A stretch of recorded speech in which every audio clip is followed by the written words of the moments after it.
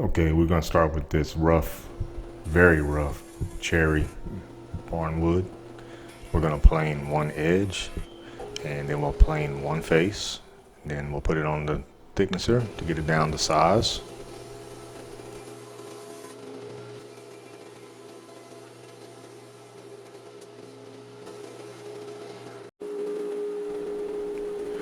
Then we'll take it over to the table saw and we'll straighten up that other edge.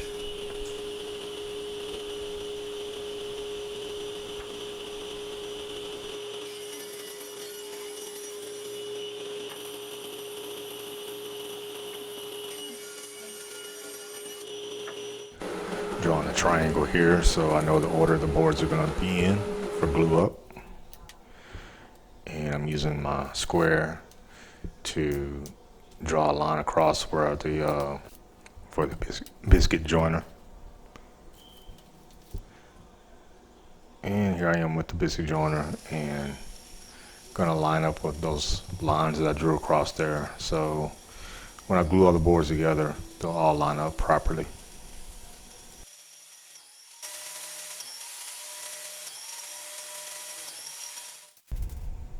And now I'm putting the biscuits in place and applying the glue.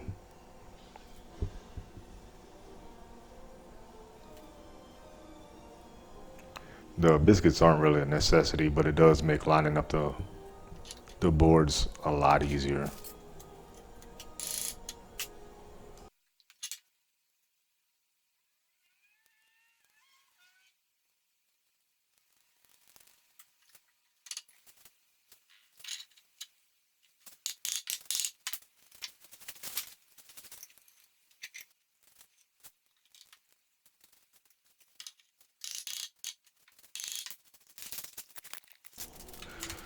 And then I'm gonna take my parallel clamps and clamp it all up and leave it to dry for about 24 hours or so.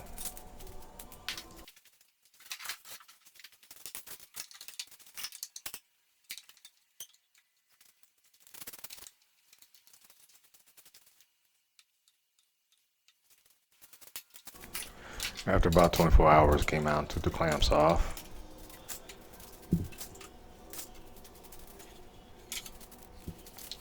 And I got my cabinet scraper here and using it to get the squeeze out the dried up glue off.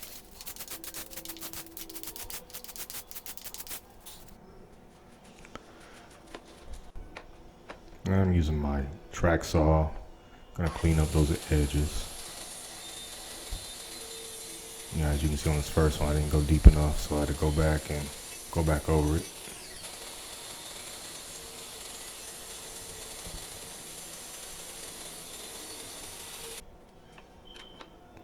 And I'm checking for square.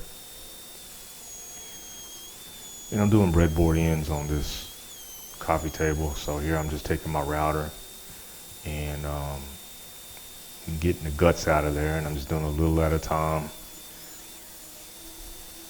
This wood is fairly hard and it's not the sharpest bit I have, or could have I should say. So I'm just doing like maybe an eighth at a time maybe.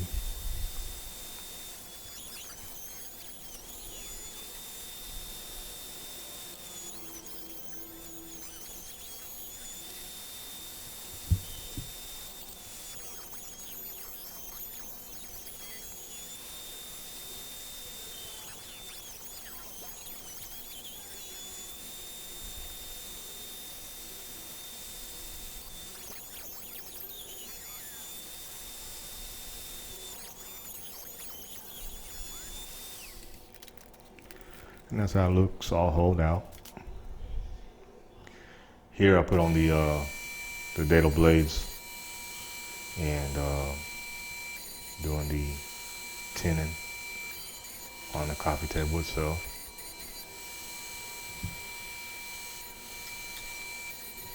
Making multiple passes.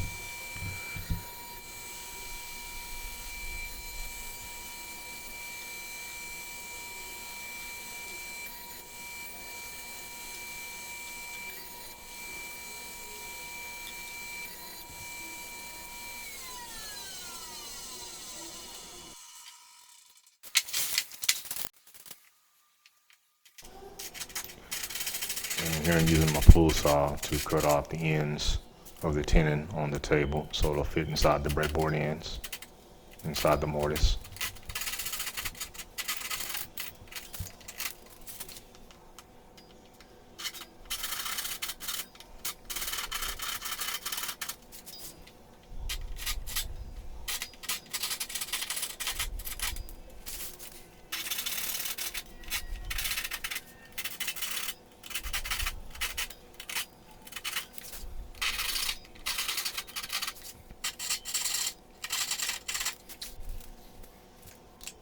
And now I'm just chiseling off the rounded part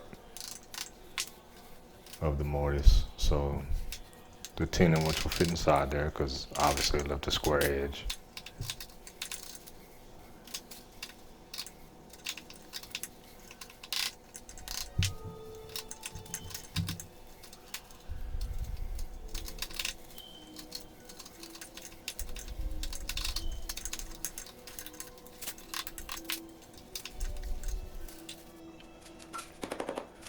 And now I'm putting the breadboard in place.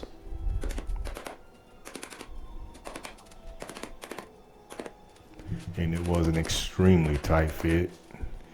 So tight, in fact, I couldn't get it back off to put glue on there. So it's where it stays.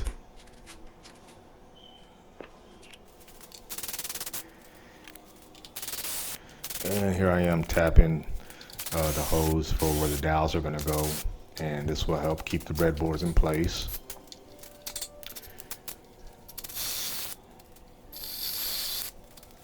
Using a 3/8 bit.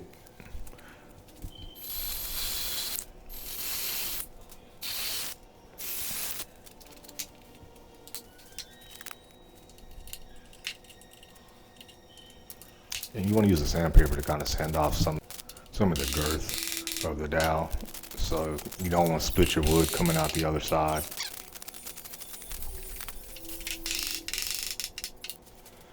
And I left a little bit sticking up, and here I'm placing a little glue around the top, and then I'm going to hammer it in so the glue will help hold them in place. And using my saw here to to flush it up, and use a piece of paper so I don't, right into my finger. But I use that piece of paper to raise it just enough off the wood so I'm not gouging the wood. I'll come back and sand the rest of it flush.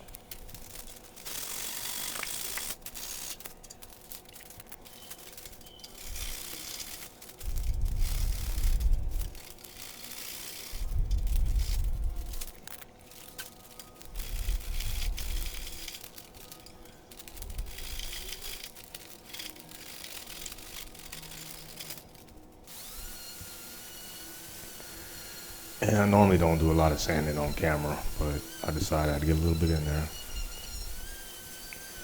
And what you're seeing along the edge right there is this wood was in very bad condition, and so I got some epoxy to fill in some of the holes, and I put some sawdust along there just to kind of fill it in. And I do later on go and sand this off, and you can't even tell it's there.